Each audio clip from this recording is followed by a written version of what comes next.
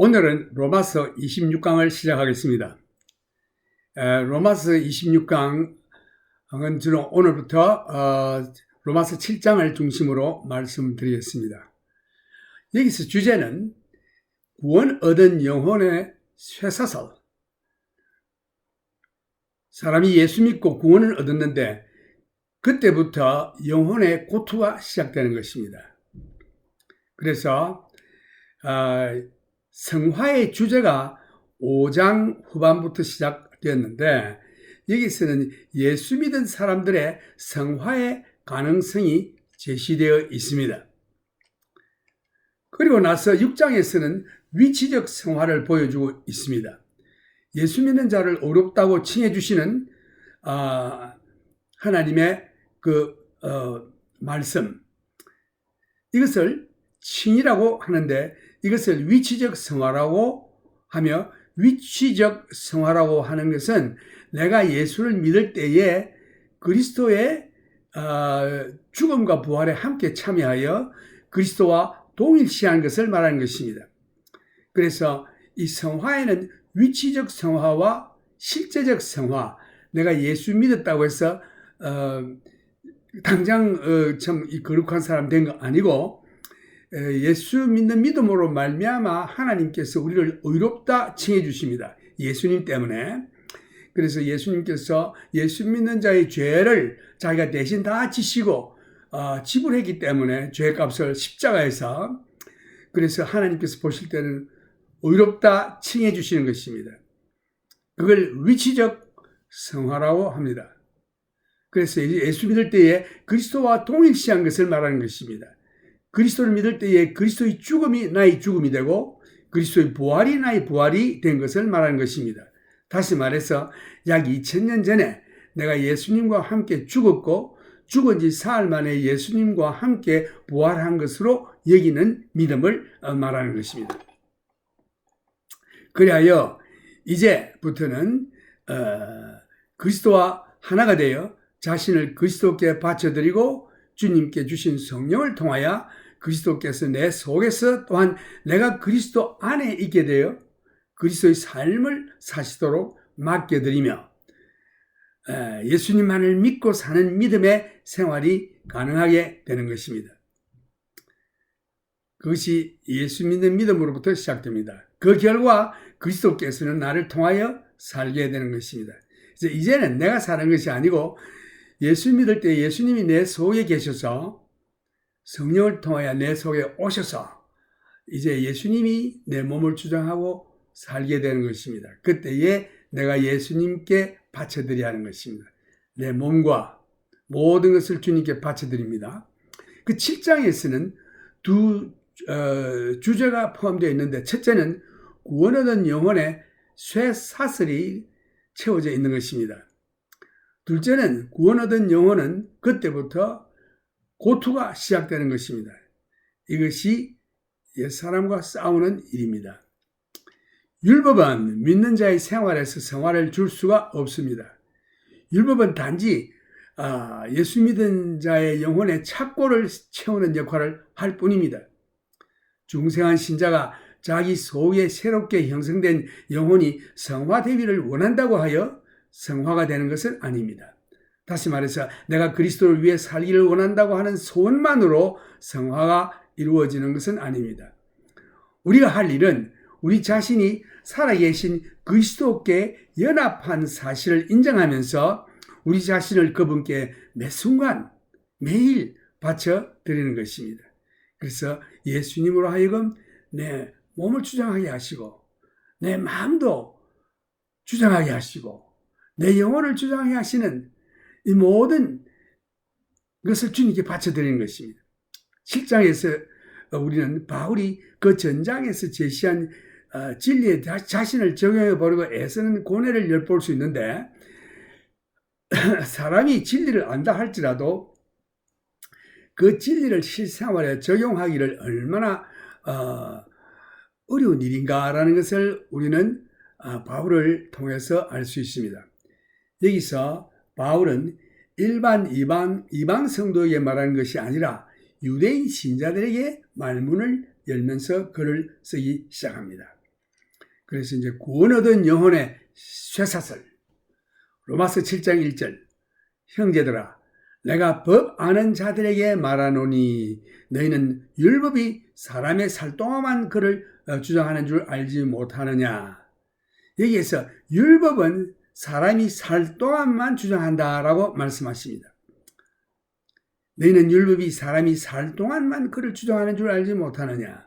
그래서 사람이 죽으면은 그 다음에는 율법이 주장치 못합니다. 여기 주된 생각은 모세 율법은 살아있는 동안에 유대인들에게 영향을 행사한다는 사실입니다.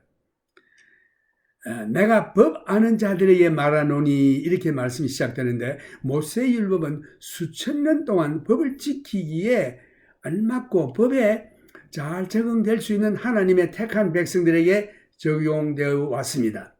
이 법은 사람들에게 주어졌을 뿐만 아니라 그 땅에도 주어졌습니다. 그러나 이스라엘은 그 율법을 지키지 못했습니다. 스데반이 사내들인 법정에서 자신을 변호하면서 했던 말을 보면은 그들이 천사로부터 법을 받았으나 그 율법을 지키지 않았다라고 되어 있습니다. 사도행전 7장 15절에 그런 말씀이 나오는데 또 베드로는 이 율법을 멍에라고 불렀습니다.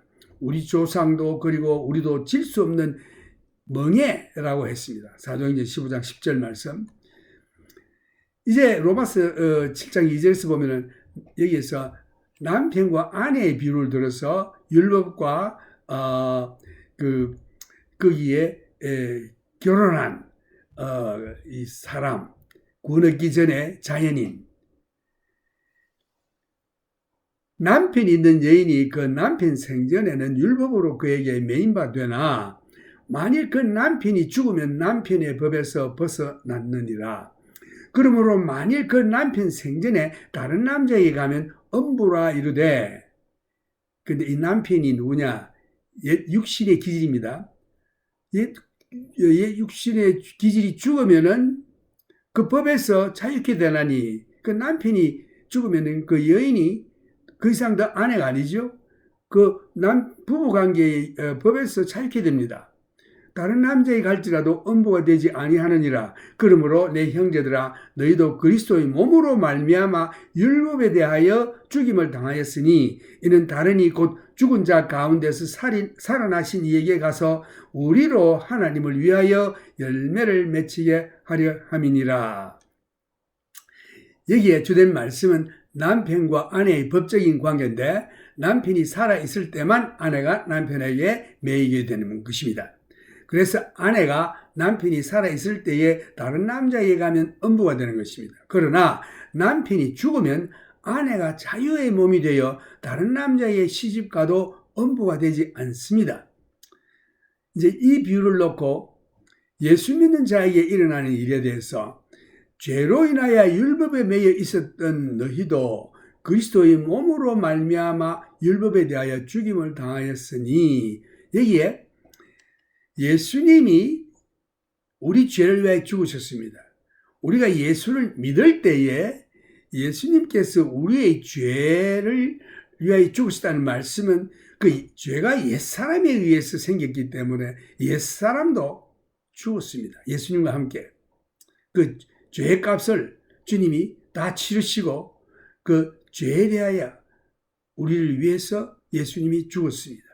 그래서 죄로 인하여 율법에 매여 있었던 너희도, 너희라고 하는 것은 우리 속에 있는 옛사람, 그리스도의 몸으로 말미암아 율법에 대하여 죽임을 당하였으니, 옛 육신의 기질입니다. 죽임을 당한 것은 그 옛사람, 이제 율법에 매이지 않고 자유함을 얻게 됐다.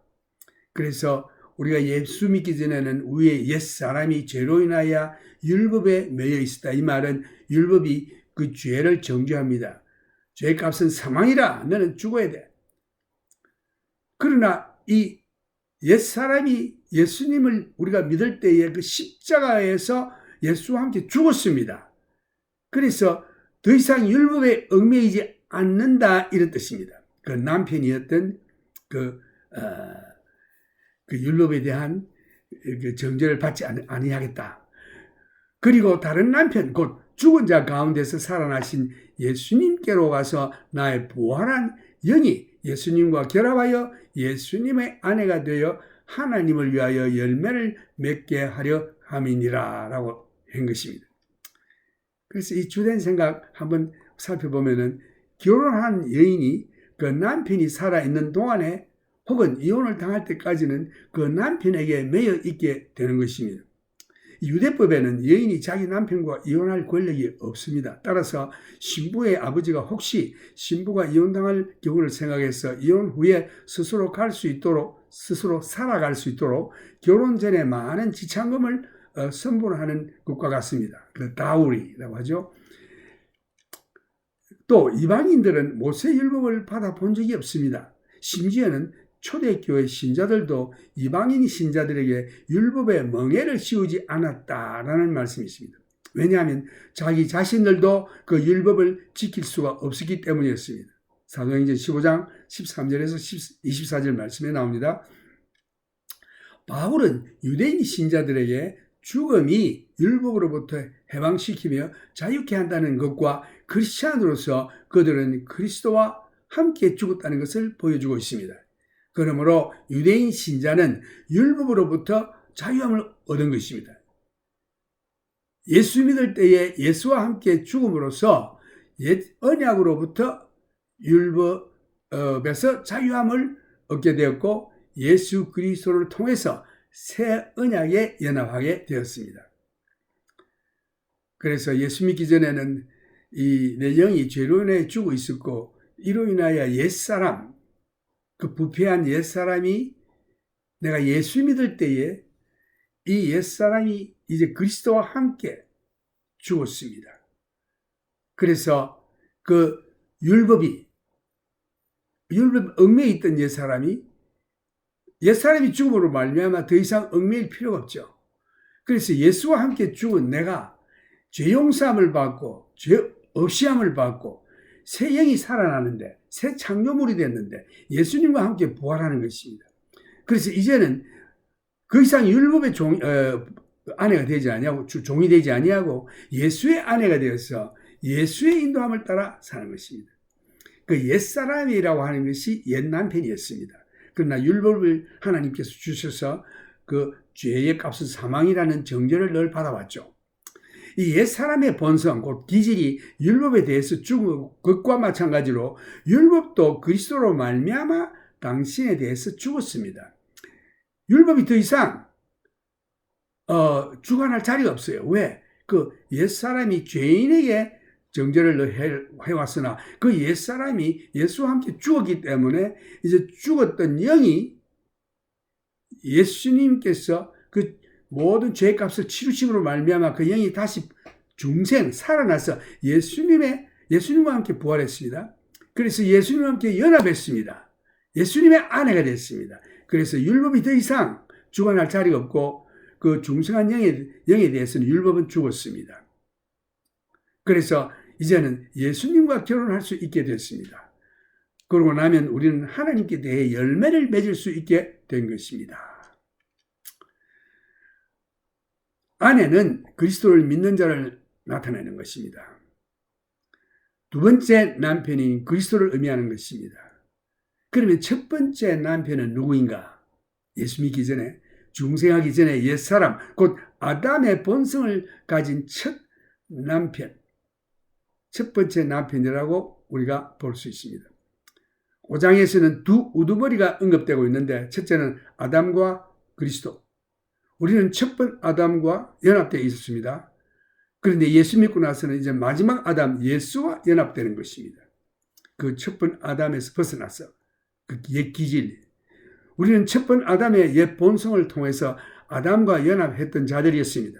그러나 예수 믿고부터는 그 옛 아담 본성, 그 옛 육신의 기질, 부패한 기질은 죽고 이제는 중생함으로 다시 살아나서 예수님과 함께 부활해야 새 생명을 받아 예수님의 아내가 되었습니다. 그래서 그 옛사람을 주장하던 그 율법이 더 이상 옛사람은 죽었기 때문에 주장할 데가 없어서 그 새 사람에 대해서는 이 율법은 죽은 것입니다. 율법은 옛 아담의 본성을 조절하기 위해서 하나님께서 주셨지만 육신의 연약함으로 말미암아 실패하고 말았습니다. 율법은 실제로 이스라엘 사람들의 목에 매어진 물맷돌이 되었습니다. 율법은 이스라엘인들을 깊은 수렁에 빠지게 했고 그 죄의 노예가 되게 했던 것입니다. 그래서 자신들이 스스로 결코 끌어올리지 못했습니다. 그 대신 그들은 1500년 동안이라는 세월을 율법의 종이 되어 살아왔습니다. 그 율법의 요구를 사람이 만족시키지 못했기 때문에 율법은 실로 정죄하는 일을 담당해 왔는데, 따라서 만일 이방인들이 예수를 믿고 율법을 지키기로 했다면 그들에게도 소망이 없는 자들이 될 것입니다. 그래, 예수 믿고 나서 율법 지키려고 애를 쓰는 사람들은 유대인으로 돌아가는 거예요. 그래서 예수 없이 혼자 해보려고 해봤자 그건 구원도 없고 화평도 없고 아직도 죄의 종이 되어서 율법에 얽매여 있는 자들이 됩니다. 그러나 예수 믿을 때는 거기서 자유함을 얻었기 때문에 이제는 더 이상 율법이 우리를 주관치 못하고, 우리가 어디 있느냐? 예수와 함께 있고 은혜 아래에 있는 것입니다. 그래서 바울은 그리스도께서 육신으로 죽으셨으며 그때 우리도 그리스도와 함께 같이 죽었다고 말하고 있습니다. 그래서 우리가 율법에 대해서 죽었고 율법도 우리에 대해서 죽은 것입니다. 그래서 첫째 남편은 아담이었지만 우리는 이제 더 이상 그와 연합되고 있지 않습니다. 지금 우리는 살아계신 그리스도와 연합되어 있습니다. 우리는 그와 함께 죽었고 또 그와 함께 부활했습니다. 그리하여 그가 우리의 둘째 남편이 되었으며 그가 바로 지금 살아계신 그리스도이신 것입니다. 이제는 율법을 통해서가 아니라 그리스도 자신이 우리 속에서 우리로 하여금 열매를 맺게 하실 수 있습니다. 그리스도는 결코 육신을 쫓지 않으시며 오직 성령을 통해서 역사하심으로 우리는 그를 믿고 그에게 믿음으로 순종만 하면 되는 것입니다. 우리는 부활하신 그리스도와 연합하여 더 이상 율법 아래 있지 않습니다. 그리스도 안에서 새롭게 된 자에게 다시 율법이 주어질 수 없는 것입니다. 고린도후서 5장 17절에 보면은 그런즉 누구든지 그리스도 안에 있으면 새로운 피조물이라 이전 것은 지나갔으니 보라 새 것이 되었도다. 믿는 자는 율법 아래 있지 아니하고 은혜 아래 있는 것입니다. 삶의 기준이 율법을 지키는 데 있는 것이 아니라 그리스도의 은혜로 성령의 인도하심을 따라 믿음으로 사는 것입니다. 이제 5절 말씀 보면은 우리가 육신에 있을 때에는 율법으로 말미암는 죄의 정욕이 우리 지체 중에 역사하여 우리로 사망을 위하여 열매를 맺게 하였더니 이제는 우리가 얽매였던 것에 대하여 죽었으므로 율법에서 벗어났으니 이러므로 우리가 영의 새로운 것으로 섬길 것이요 의문에 묵은 것으로 아니할지니라. 여기서 주된 말씀은 우리가 육신에 있을 때는 율법으로 말미암는 죄의 정욕이 우리 지체 중에 역사하여 우리로 사망을 위하여 열매를 맺게 하였더니, 예수 믿기 전에는 우리가 옛사람의 그 지시대로 살아왔습니다. 그래서 그 결과는 죄요. 끝은 사망이었습니다. 이제는 우리가 얽매였던 것에 율법에 대해서 죽었으므로, 왜? 예수 믿기 때문에. 예수님과 함께 십자가에서 옛사람을 십자가 못 박여 죽였습니다. 그리고 다시 살아나는 새 영은 중생한 영, 성령으로 예수님과 하나가 된 겁니다. 율법에서 벗어났으니 율법에서 해방되는 것입니다. 이러므로 우리가 영의 새로운 것으로 섬길 것이요 의문에 묵은 것으로 아니할지니라. 그래서 예수 믿기 전에는 율법의 의문에 따라서 계명을 지키자 1, 2, 3, 4 이래 우리가 규칙을 만든다고 지킨데, 이제 예수 믿고 성령 받은 다음에는 율법에 얽매이지 않습니다. 규칙에 얽매이지 않습니다.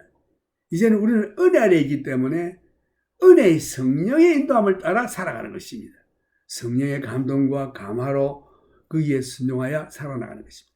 그래서 내 속에는 이제 더 이상 옛사람이 죽었고 이제는 그리스도께서 내 속에 계셔 우리는 그리스도를 믿음으로 말미암아 사는데 성령의 감화와 감동으로 따라 살아가는 것입니다. 그래서 말씀과 기도와 가운데서 우리는 항상 주님의 음성을 듣고 살아가는 것입니다. 그 성령의 음성.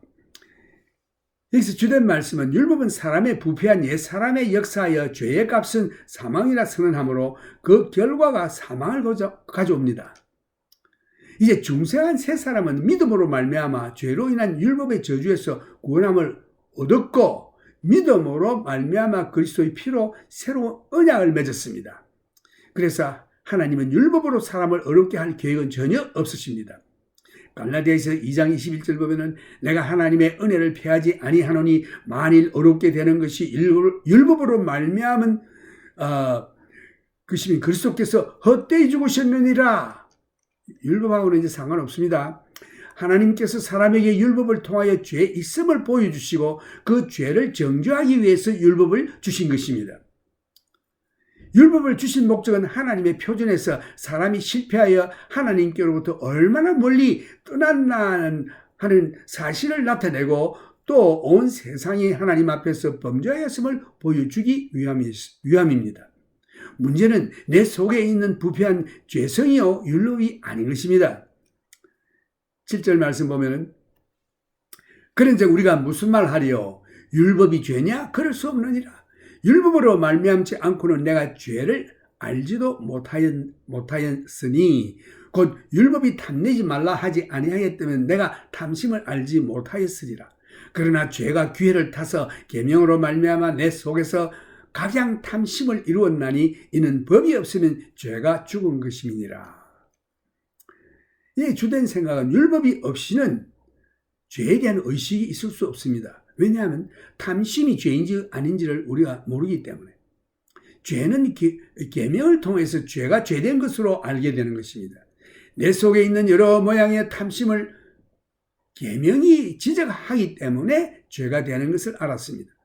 그러므로 율법이 없으면 죄는 죽은 것입니다. 율법을 비극적으로 잘못 해석하여 유대인들은 율법을 지킴으로 그들의 의를 세워보려고 했던 것입니다. 이 실수는 유대교에서 지금까지 계속되고 있는데 현대의 유대인들은 그들이 선행을 행함으로 과거에 지은 죄를 상쇄하려고 하고 있습니다. 특히 속죄의 날, 그 용키포데 자기네들이 아직도 지키고 있는데 The Day of Atonement, 속죄의 날, 용키포 날에는 무슨 일을 하느냐? 유대인들은 오늘날까지도 과거의 행위들을 돌아보는 날로 지켜보고 있는데 현대 유대인들은 자신들의 죄를 자기의 선한 일로 상쇄해보려고 시도하는 일입니다. 또 그래서 금식도 해서 의를 나타내보려고 하는데 이 구약에서 이날에는 짐승을 잡아 제사를 드렸는데 그 의미는 예수의 희생을 말하고 있습니다. 예수의 죽음을 말하고 있습니다. 죄값은 사망이라 우리의 인생에 지은 죄를 자신이 대신하여 죽음으로 말미암아 그 죄값을 다 치르는 뜻을 말하고 있는데 예수의 보혈의 공로 이외에는 사람이 지은 죄를 덮거나 없게 할 수 없는 것입니다. 율법은 죄가 아닙니다. 그러나 율법은 사람으로 하여금 죄를 깨닫게 해줍니다. 바울은 그에게 율법이 나타나기까지는 무엇이 죄인 줄 몰랐다고 했는데 왜냐하면 율법이 없이는 죄가 죄된 것인지 깨닫지 못했던 것입니다. 그래서 율법이 나타남으로 죄를 지적하고 죄값은 사망이라고 했습니다. 이제 9절 말씀. 전에 법을 깨닫지 못할 때에는 내가 살았더니 계명이 이름에 죄는 살아나고 나는 죽었도다. 율법은 정죄하는 사명이 있습니다. 율법은 우리를 정죄하는 것밖에 하지 못합니다. 죄성은 율법이 없어도 우리 속에 살아 있습니다. 그러나 율법이 오면서 죄는 살아나고 죄성을 가진 옛사람은 율법의 정죄에 의해서 죽었습니다. 죄의 값은 사망입니다. 로마서 6장 23절, 로마서 7장 10절에 보면은 로마서 7장 10절 생명에 이르게 할 그 계명이 내게 대하여 도리어 사망에 이르게 하는 것이 되었도다. 율법을 쫓아 살아가려고 한다면 비극입니다. 이 시도는 율법이 사람을 생명으로 이끌지 못하기 때문에 하나님께서 말씀하시기를 율법을 지키면 살겠다고 하셨는데 신명기 8장 1절에 그러나 율법을 완전히 지킨 사람은 한 사람도 없었습니다. 사람으로서 예수님을 제외하고 율법을 완전히 지킨다고 하는 것은 불가능입니다. 잘못이 율법에 있는 것이 아니라 율법이 생명의 길과 능력을 가져온다고 생각했던 사람에게 잘못이 있는 것입니다. 그러나 이는 사람들이 율법을 주신 하나님의 참뜻을 깨닫지 못했기 때문이었습니다. 만일 생명을 주는 것이 율법으로 말미암아 왔다면 하나님께서 우리들에게 구원을 주는 율법을 주셨을 것입니다. 그러나 생명과 그리스도인의 삶이 율법을 통하여 오는 것이 아니라 오직 예수를 믿음으로 말미암아 우리에게 선물로 주신 것입니다. 이 말씀을 이제 영어로 얘기를 해본다면 Book of Romans chapter 7, the theme is, well, today is Roman lecture 26. Today's theme is flesh versus spirit. Theme: shackles of saved soul and the struggle of the saved soul. The law and the sin. The theme of sanctification began in the letter of the chapter 5, where it was potential sanctification, which is two kinds of sanctification. One is the positional, and the other one is a practical. Positional means justification. When you believe in Jesus Christ, God called him justified. And there are two federal heads. One is Adam and Jesus. The other one is Jesus. Then in chapter 6, we saw positional sanctification, which is identification with Christ in his death and resurrection. We are to reckon on that, present ourselves to him, and trust him to live the Christian life through us. Now, in the chapter before us, there are two subjects. Shackles of the saved soul. The law cannot produce sanctification in the life of a believer. It merely shackles it. Neither can the believer produce sanctification in this life by depending on the desire of the new nature. Just to say you want to live for Christ won't get you anywhere. You need to present yourself to him, recognizing that you are joined to the living Christ. Here in chapter 7, we see Paul's agony over trying to personally apply the truth of the previous chapter. A man may know the truth, but its application can cause intense problems. Paul addresses the opening verses to Jewish believers, not to the general body of Gentile believers. Shackles of a saved soul, freed from the law. Now, Romans chapter 7, verse 1, or do you not know, brethren, for I speak to those who know the law, that the law has dominion over a man as long as he lives. Key thoughts here. The point is that the Mosaic law held power of a Jew as long as he lived. Paul said, I speak to them that know the law.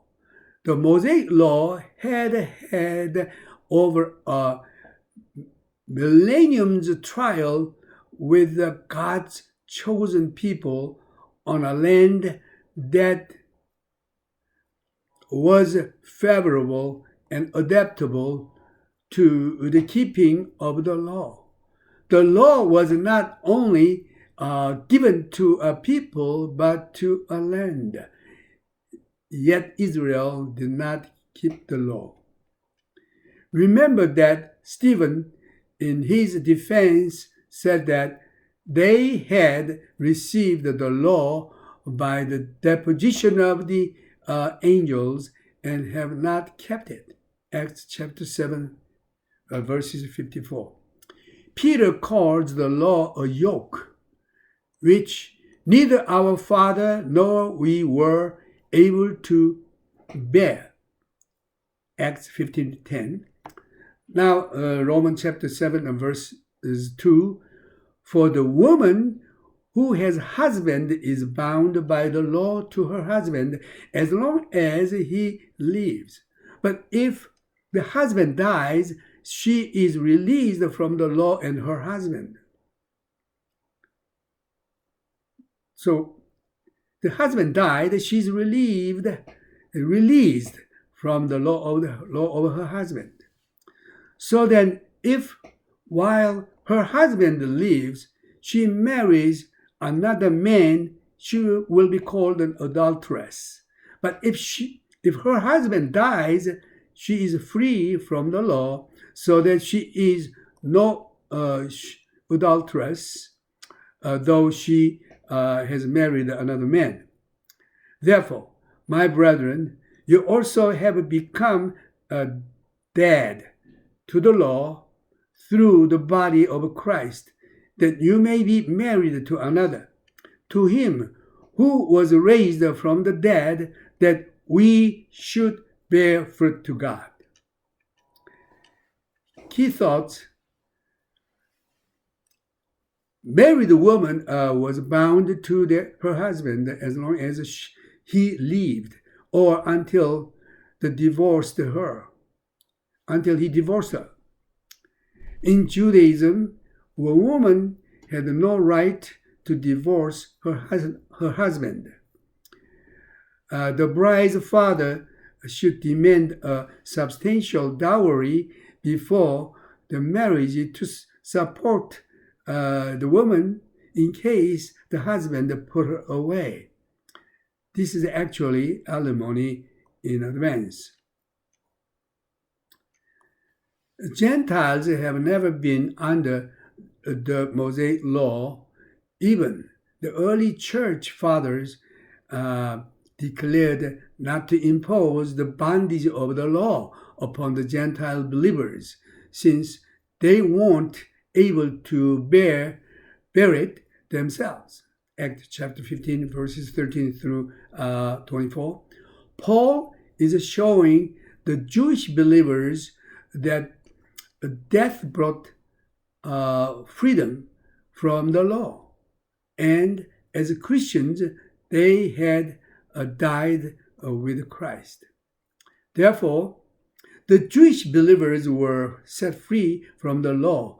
They had been freed from the old covenant through Jesus Christ. Old Adamic nature also were done to death as to the law.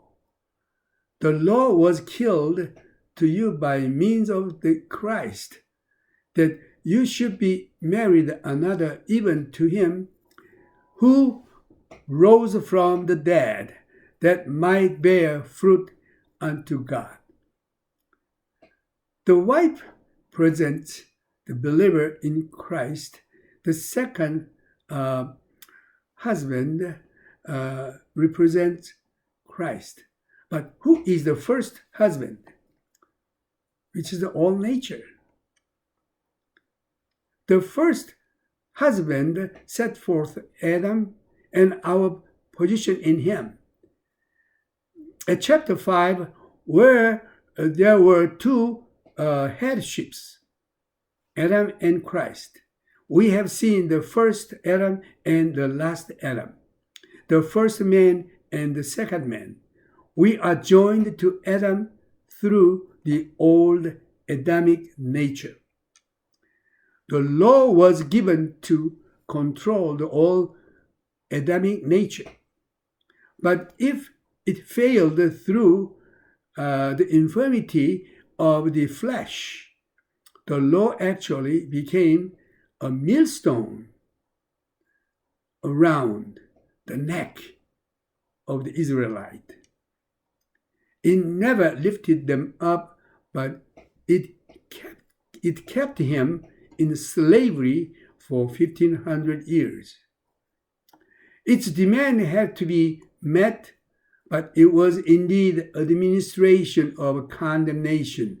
If the Gentiles had adopted the law when he became a believer, there was no hope for them either.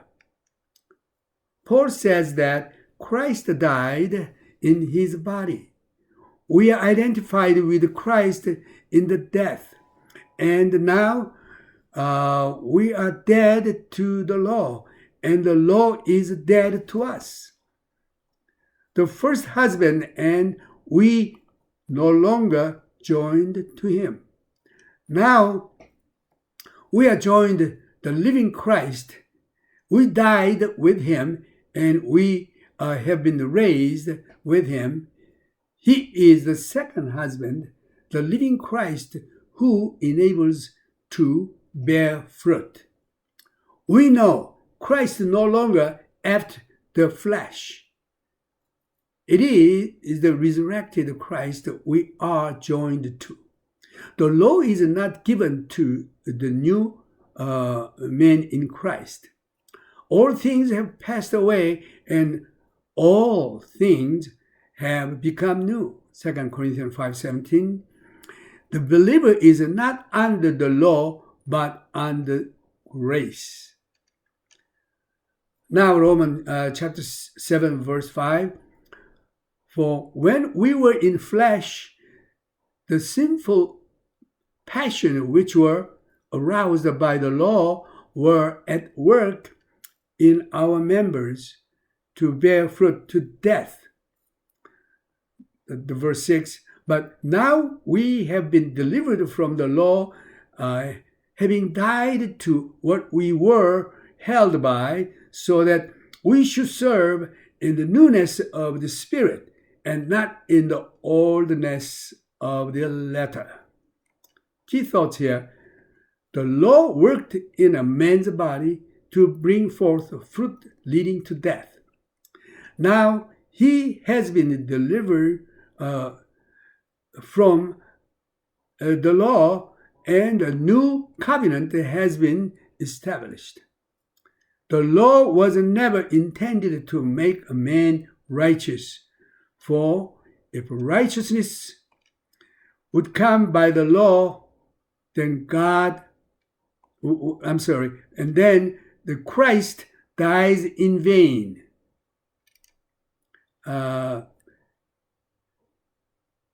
If the righteousness could come by the law, then Christ dies in vain. Galatians chapter 2, verses 21.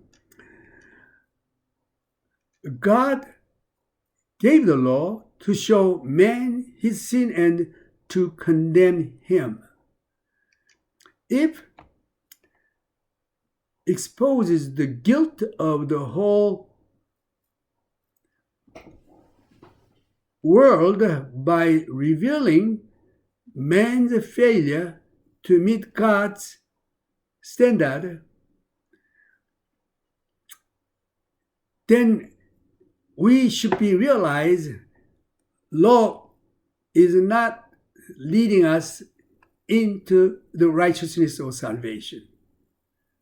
But this law exposes the guilt of the whole world by revealing man's failure to meet God's standard. The problem is indwelling sins, not the law. Now, verse 7, what shall we say then? Is the law sin? Certainly not. On the contrary, I would not have known sin except through the law.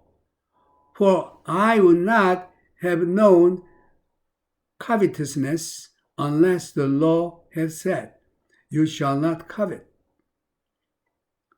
But sin, taking opportunity by the commandment produced in me all manner of evil desire. For apart from the law, sin was dead. Key thoughts here. I should not have been conscious of sin except through the law, for I have not known coveting, but sin getting a start through the commandment produced in me all manner of the coveting. For apart from the law, sin is dead.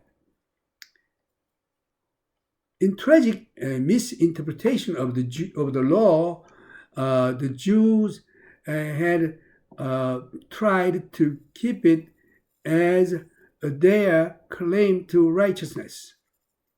The error persisted in Judaism to this day. The moderate Jew tries to outweigh his evil deeds with the good ones. For instance, Yom Kippur, the Day of Atonement, is now a day to reflect over his past actions. However, there is no sacrifice to cover or put away his sin and guilt. The law isn't sin, but it certainly brings a man to the awareness of sin. Paul said that he didn't know what sin was until the law revealed to him, for without the law, sin was dead. Now, verse 9, I was alive once without the law, but when the commandment came, sin revived and I died. Key thoughts here. The law is a ministry of condemnation. The law can do nothing but condemn us. Sinful nature was alive through the law, but the law came, sin revived, and all man's sinful nature died. Now verse 10, and the commandment which was bring life, I found to bring death. Key thoughts here. The tragedy of the person who seeks to live by the law, it does not lead him to a life. While it is true that God had said, this do and thou shalt live. Deuteronomy chapter 8, verse 1. The doing of it was difficult. It's impossible. Fulfilling law by our own, impossible. The fault is not in the law, but in the one who thought the law would bring life and power. It didn't neither. It merely revealed the weakness, instability, and sin of mankind. If there had been a law which could have given life, God would have given it, but life and Christian do not come by the law. Only faith in Jesus Christ. Now is the praising time. Let's sing to God. God so loved the world, He gave His only begotten Son, Jesus Christ. Whoever believes in Him should not perish, but have everlasting life. This is the grace. We are under grace now, not by the law. So Christian, don't try to keep the law. Just trust in Jesus Christ. Walk in the Spirit, Holy Spirit. 내 영혼이 은총이고 중한 죄짐 걷고보니 슬픔 많어 이 세상도 천국으로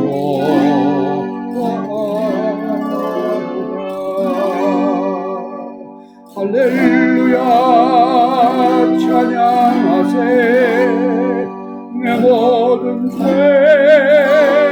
사함받고 주 예수와 동행하니 우리나 불러라 주의 얼굴 뵙기 전에 멀리 뵈서 하늘나라 내 마음속에 이루어지니 날로 날로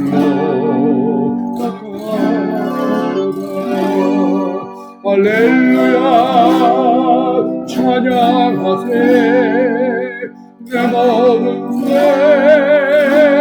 사함받고 주 예수와 동행하니 우리나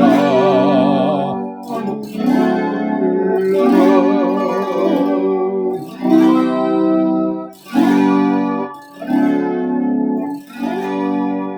높은 산이 그친들이 초막이나 9월이나 내 주 예수 모신 곳이 우리나